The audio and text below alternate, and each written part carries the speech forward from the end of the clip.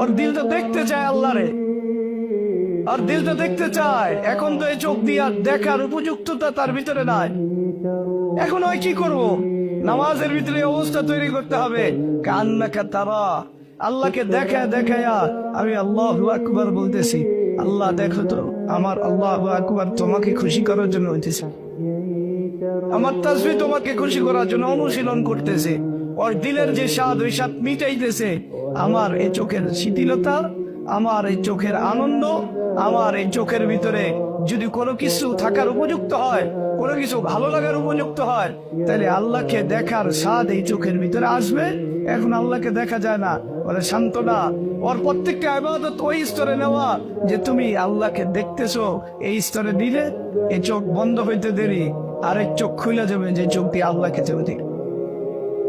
এই যে আল্লাহ যে মুমিনের দিলের কথা বুঝে, আকাঙ্ক্ষার কথা বোঝে, বাসনার কথা বোঝে, আবার দোয়া শিখা যায়।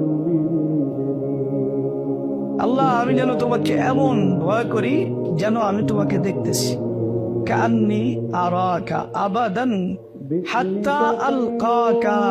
হে আল্লাহ, তোমার ভয় এ পর্যায়ে দাও, কান্নি আরাকা আবাদা, যেন সবসময় আমি আপনাকে দেখতেছি, হাত্তা আলকাকা, এই অবস্থায় একদিন সত্যি সত্যি আপনার সাথে সাক্ষাৎ।